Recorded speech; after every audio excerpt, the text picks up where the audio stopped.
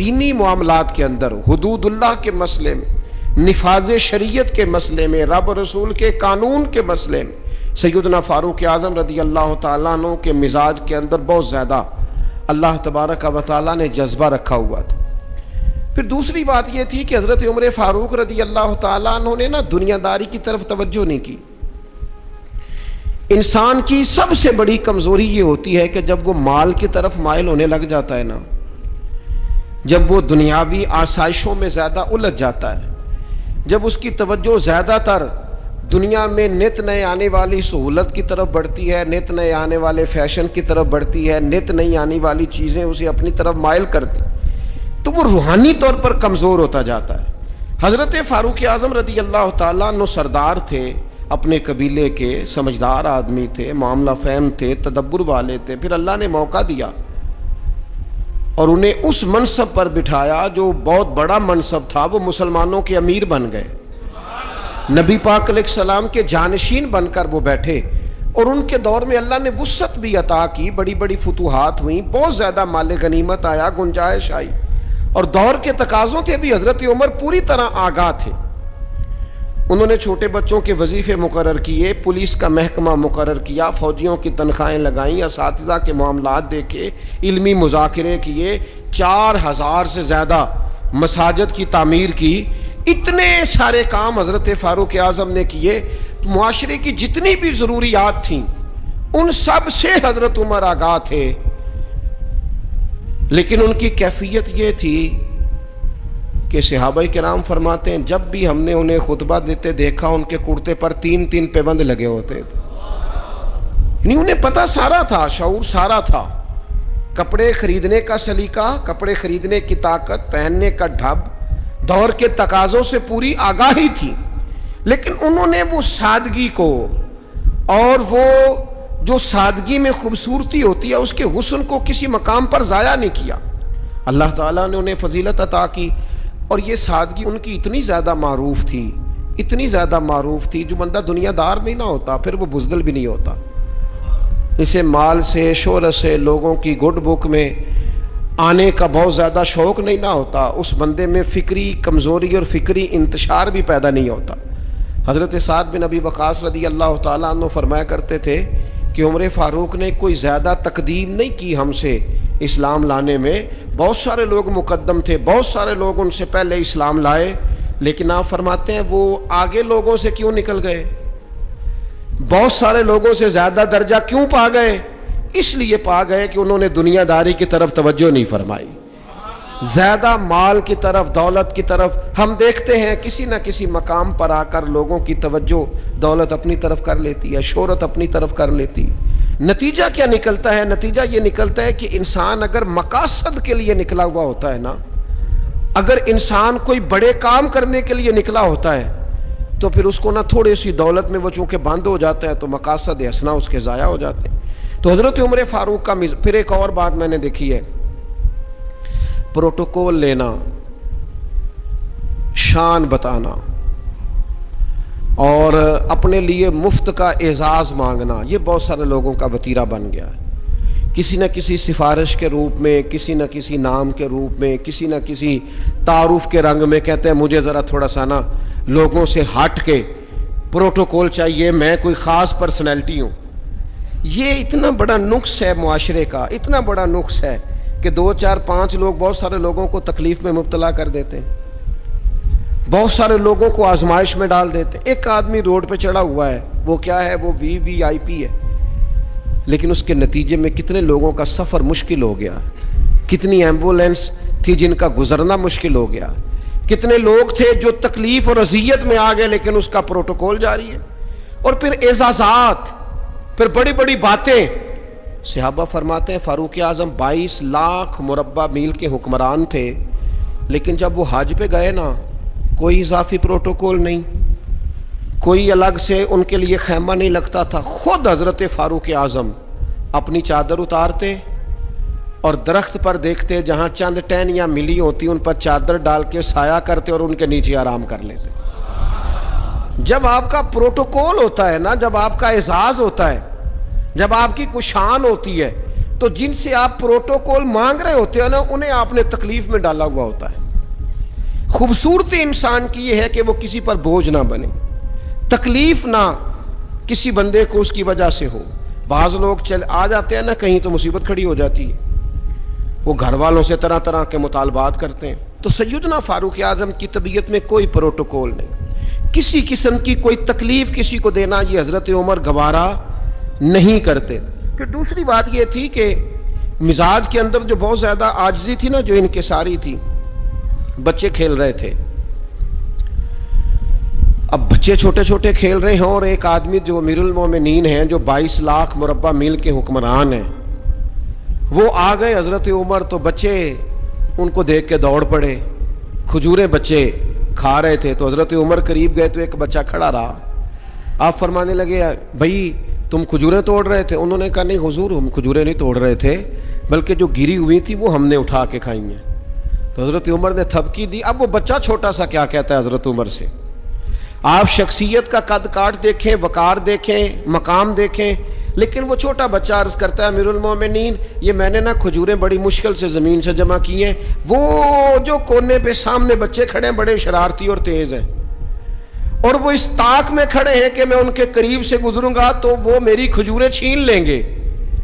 حضور اب میں کیا کروں؟ تو حضرت عمر کہنے لگے کرنا کیا ہے, میں تیرے ساتھ چلتا ہوں, تجھے گھر چھوڑ کے آتا ہوں. یعنی اتنا ٹائم ہے اتنے بڑے آدمی کے پاس کہ ایک بچے کو کہے چل تجھے گھر چھوڑ کے آؤں. حضرت فاروق اعظم رضی اللہ تعالیٰ عنہ اس بچے کے ساتھ ساتھ چل رہے ہیں. کئی گلیاں گزر کر, کئی محلے گزر کر اس کا گھر آ گیا. کہنے لگے پتر اب تو گھر پہنچ گیا, مجھے اجازت ہے میں جاؤں؟ کسی جگہ مزاج میں, کسی کونے میں, کسی جگہ یہ بات نہیں پیدا ہونے دی کہ میں کوئی چیز ہوں. ہمارے ہاں بہت سارے لوگ ہیں 6 تو کارڈ رکھے ہوئے ہیں. حضرت فاروق اعظم رضی اللہ تعالیٰ عنہ کے مزاج کے اندر یہ حسن تھا, یہ خوبصورتی تھی.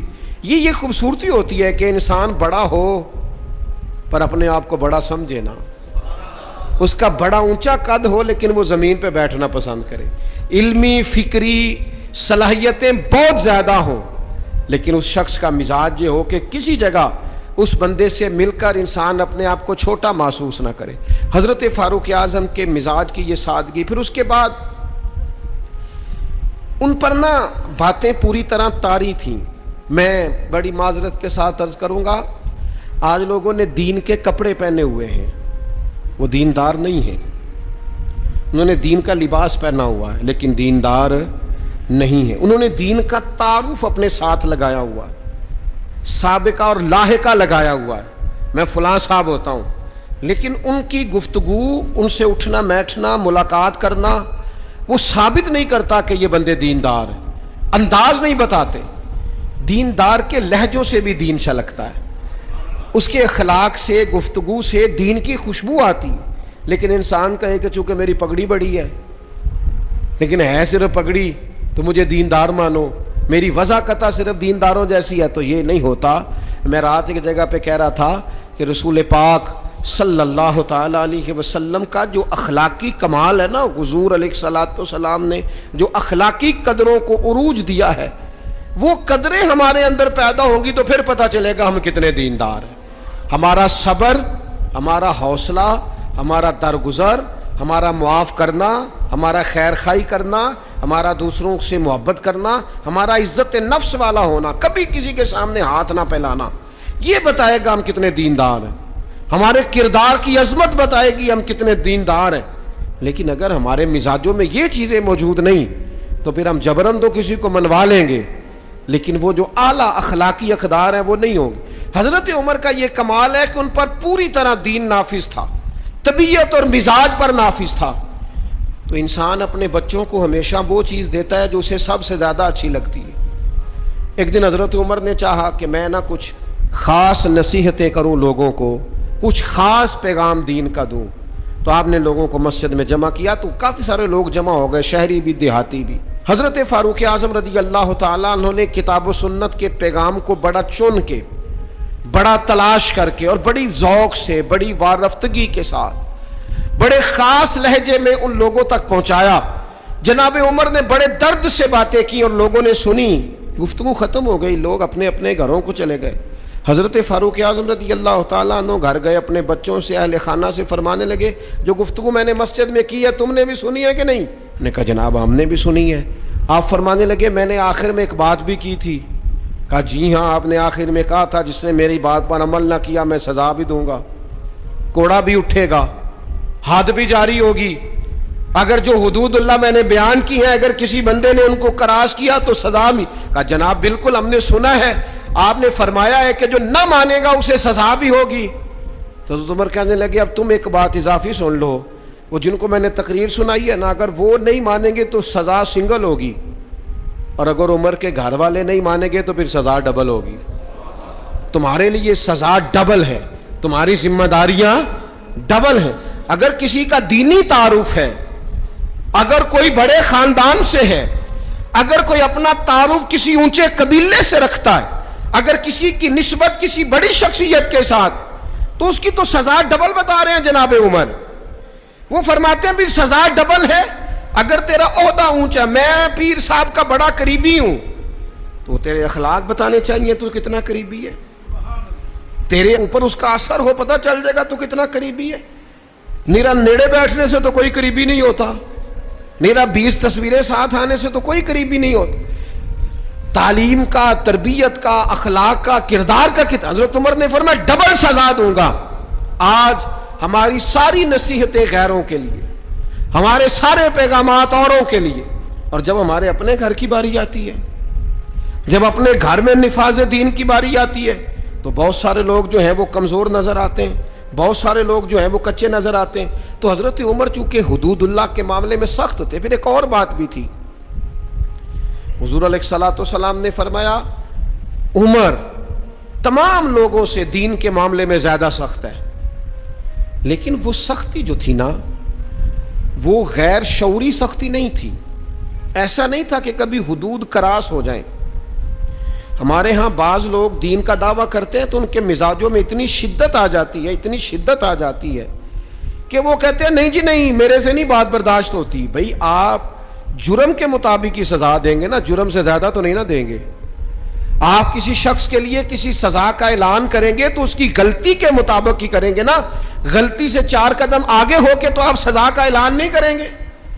بعض لوگ 2 قدم آگے بڑھ کے لوگوں کو سزا دینا چاہتے ہیں، بعض لوگ ایسے ہوتے ہیں جو اس معاملے میں اتنے شدت پسند ہو جاتے ہیں کہ وہ بھی زیادتی کر جاتے ہیں۔ حضرت فاروق اعظم رضی اللہ تعالیٰ عنہ نے دور سے ایک نوجوان کو آتے دیکھا، وہ آپ کی طرف آ رہا تھا تو آپ فرمانے لگے یہ شخص بیچارہ تکلیف میں ہے اور کسی خاص پریشانی کے لیے ہماری طرف آ رہا ہے۔ وہ شخص آیا اور سیدھا حضرت عمر کے پاس آیا تو زور زور سے رونے لگ گیا۔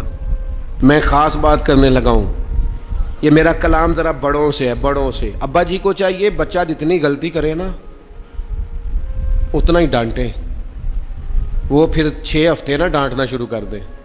استاد صاحب کو چاہیے کہ جتنی بچے کی کمزوری ہے نا، مجھے پتہ ہے سب سے زیادہ کس بات سے تکلیف ہوتی ہے، آپ کے بچے نے غلطی کی ہے، آپ اپنے بچے کو ڈانٹ لیں، سمجھا لیں، آپ کسی اور کے سامنے اس کی تذلیل کبھی نہ کریں، یہ زیادتی والی بات ہے۔ آپ اسے رسوا نہ کریں، بتائیں کسی ایسے شخص کو جس سے آپ کو امید ہے کہ آپ کو مشورہ دے گا یا اسے سمجھائے گا، لیکن گلی گلی کھڑے ہو کے اپنے آپ کو مظلوم ثابت کرنے کے لیے اس کی توہین نہ کریں، یہ انداز درست نہیں ہے۔ اس سے بچوں کی انسلٹ ہوتی ہے، وہ کمزور پڑ جاتے ہیں، ہر جگہ رونا رونا میرے بچے اچھے نہیں، میں بڑا پریشان ہوں۔ کیا بات کر رہے ہیں آپ، یہ بچہ تو آپ کی کمائی ہے، اساس ہے، حسن ہے، نسل ہے، اصل ہے، اور اس قدر زیادہ تکلیف دینا، جگہ جگہ شکایتیں، جگہ جگہ باتیں۔ ہمارے بچے ہمارے ہیں نا تو ان کی عزت کس کی ہے؟ کیوں ہم گلی گلی اپنے بچوں کی رسوائی کرتے ہیں؟ کیوں کمزوریاں؟ اور جن کو ہم خیر خواہ سمجھ کے بتا رہے ہوتے ہیں نا وہ آگے جا کے مزے لے لے کے بتاتے ہیں، تو نقصان کس کا ہوا؟ ہمارا، ہمارے قبیلے کا، ہمارے گھر کا۔ یہ دیکھیے ذرا حضرت عمر رضی اللہ تعالیٰ عنہ مزاج کے لحاظ سے سخت ہیں۔ ایک نوجوان آیا، اس نے آ کے رونا، یہ پہلو آپ نے ضرور یاد رکھنا ہے میرے سیدنا فاروق اعظم کا، ہمارے امام، ہمارے قائد، ہمارے لیڈر، رہنما، مقتدا حضرت فاروق اعظم رضی اللہ، یہ انداز ضرور یاد رکھیے گا۔ حضرت عمر فاروق کا یہ طبقات ابن سعد میں موجود ہے۔ نوجوان آیا اور آ کے رو ہی پڑا، حضرت عمر نے اس کو روتے دیکھا تو فرمایا بیٹا کیا ہوا؟ کہنے لگے حضور فلاں علاقے کے فلاں گورنر صاحب کا مسئلہ ہے، حضور مجھ سے غلطی ہو گئی تھی، میں شراب پی بیٹھا تھا، انہوں نے مجھے درے بھی مارے ہیں، پھر انہوں نے لوگوں سے کہا اس کے ساتھ میل ملاپ چھوڑ دو، کوئی اس سے بات نہ کرے، حضور مجھ سے غلطی ہو گئی میں مانتا ہوں، پر اتنی اذیت اتنی تکلیف، جب مجھے سزا مل گئی کوڑے لگ گئے تو پھر یہ الگ سے جو سزائیں مجھے دی گئیں، یہ میں حضرت عمر کی بات کر رہا ہوں، میں نے جب یہ پڑھا تھا تو میں رو پڑا تھا۔ حضرت فاروق اعظم نے اس نوجوان کی بات سنی، سنو میں کیا کہہ رہا ہوں، اس گناہگار کی بات سنی، اس گناہگار کی بات سنی تو حضرت عمر رو پڑے اور فرمایا بلاؤ نا ان گورنر صاحب کو، وہ بھی بڑے سمجھدار باوقار بڑے آدمی تھے، بلایا اور بلا کے فرمایا آپ کا اس جرم پر غصہ بالکل ٹھیک، لیکن آپ کو کس نے اجازت دی کہ آپ اسے اتنی تکلیف دیں؟ آپ نے کوڑے مار لیے جو سزا بنتی تھی، اور پھر آپ نے کیوں کر کے لوگوں سے کہا اس سے ملنا جلنا چھوڑ دیں؟ فرمایا اب میں آپ کو حکمن کہتا ہوں اگر آج کے بعد آپ نے کوئی ایسا کام کیا تو میں آپ کو سزا دوں گا۔ فرمانے لگے آپ نے کہا تھا نا لوگ ان سے ملے جلے نہ، فرمایا اب آپ ہی لوگوں سے کہیں ان سے ملاقات شروع کریں۔ جب انہوں نے توبہ کر لی، اپنا گناہ مان لیا، جب اقرار کر لیا، معافی مانگ لی، اب سزا کا کیا معنی ہوا، اب تکلیف کا کیا معنی ہوا؟ سیدنا فاروق اعظم رضی اللہ تعالیٰ عنہ فرمانے لگے اگر یہ سچی توبہ کر لے تو پھر تو ان کی گواہی بھی قبول کی جائے گی، ان کی گواہی تک ہم قبول کریں گے۔ وہ کسی نے کہا تھا الجھے الجھے بکھرے بکھرے روز و شب دیکھے گا کون، لوگ تیرا جرم دیکھیں گے سبب دیکھے گا کون۔ لوگ معافی نہیں دیتے، لوگ درگزر ہی نہیں کرتے، انسانوں سے غلطیاں ہو جاتی ہیں، لیکن اگر کسی نے توبہ کر لی، اور صحیح حدیث میں موجود ہے نبی پاک علیہ السلام نے فرمایا اگر کبھی کسی بندے سے کوئی گناہ ہو گیا پھر اس نے توبہ کر لی، اگر کسی نے اس بندے کو دوبارہ وہ گناہ یاد کرایا تو اللہ تعالیٰ اس بندے کو یاد کرانے والے کو سزا دے گا، مرنے سے پہلے پہلے اسے بھی اس گناہ میں مبتلا کر دے گا۔ تو حضرت عمر نے فرمایا تم نے 2 قدم بڑھ کے اذیت دی، وہ اعتدال میں رہنے کے قائل تھے، وہ نفاذ دین کے معاملے کے اندر حدود و قیود کے قائل تھے، ہم شدت پسندی کرتے ہیں 2 قدم آگے۔ اور پھر حضرت عمر کی خواہش کیا تھی، میں بات سمیٹنے لگا ہوں، ایک بڑی خاص بات جو بڑی طبیعت کو بھاتی ہے اس پر آپ نے ضرور غور کرنا ہے۔ سیدنا فاروق اعظم نے ایک دن صحابہ کے بیچ بیٹھے تھے، ہمارے ہاں لوگ پتہ کیا کہتے ہیں، وہ کہتے ہیں پیسہ آ جائے، کاروبار چل جائیں، فیکٹریاں لگ جائیں اور معیشت اور معاشرت کے مسائل حل ہو جائیں، کاروبار وسیع ہو جائے، کھیت کھلیان کھل جائیں تو شاید انقلاب آ جائے گا۔ انقلاب ہمیشہ اچھے لوگوں سے آیا کرتا ہے، فیکٹریوں کے بہتر ہونے سے زیادہ ضروری یہ ہے کہ قوم دیانتدار ہو جائے۔ کاروبار تو چل ہی جائے گا لیکن اس سے پہلے ضروری یہ ہے کہ لوگ جد و جہد والے ہو جائیں، اخلاق والے، عبادت والے ہو جائیں۔ حضرت عمر بیٹھے تھے صحابہ کے درمیان، فرمایا بھئی اپنی اپنی خواہش کا اظہار کرو۔ تو ایک صحابی کہنے لگے میرا دل کرتا ہے میرے پاس بہت زیادہ سونا چاندی ہو، سارا اللہ کے راستے میں خیرات کر دوں۔ تو حضرت عمر کہنے لگے آپ کی خواہش بڑی شاندار ہے، آپ بھی کوئی خواہش کیجیے۔ تو دوسرے صحابی عرض کرنے لگے انہوں نے سونا چاندی کہا، میرا دل کرتا ہے ہیرے جواہرات ہوں اور زمین ہیرے جواہرات سے بھر جائے اور میں ایک تنکا بھی بچا کے نہ رکھوں، سارا اللہ کی مخلوق میں تقسیم کر دوں۔ سب اپنی اپنی خواہشات بتاتے رہے۔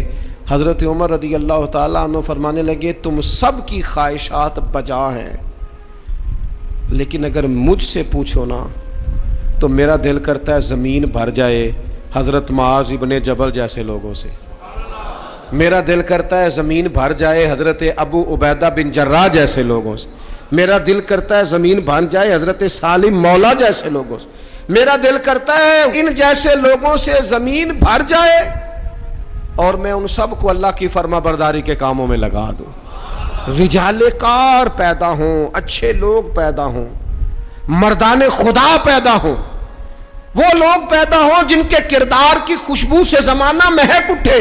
حضرت عمر فرمانے لگے میرا جی چاہتا ہے ان لوگوں سے زمین بھرے اور ان لوگوں کو ہم اللہ کی فرما برداری میں لگائیں۔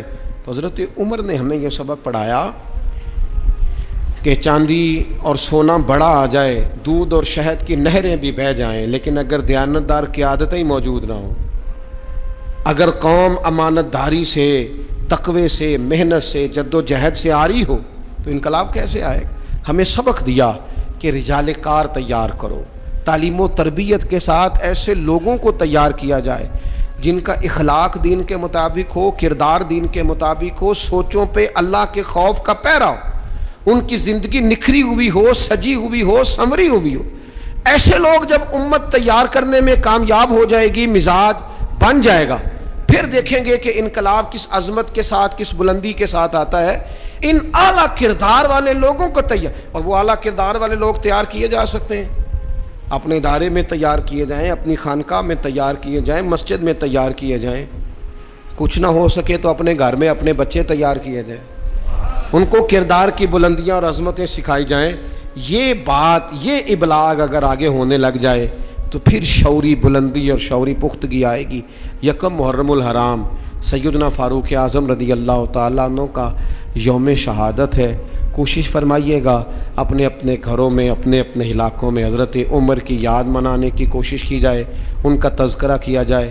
ان کی باتیں چاند سے زیادہ ٹھنڈی، سورج سے زیادہ روشن ہیں، ان کی باتیں اللہ کے لشکروں میں سے لشکر ہیں، ان کا تذکرہ ہمیشہ خوشبودار ہے، ان کی گفتگو ہمیشہ دینی جذبہ پیدا کرتی ہے، ان کی باتیں انسان کو اللہ کی اطاعت اور فرما برداری کے قریب لاتی۔ حضرت فاروق اعظم رضی اللہ تعالیٰ عنہ کے تذکار جمیلہ سے، ان کی گفتگو سے، ان کی باتوں سے اپنے دل کو بھی ٹھنڈا کیا جائے اور اپنے ماحول کو بھی خوبصورت بنایا جائے۔ اللہ تعالیٰ ہمیں ان بزرگوں کے فیض سے فیض یاب فرمائے۔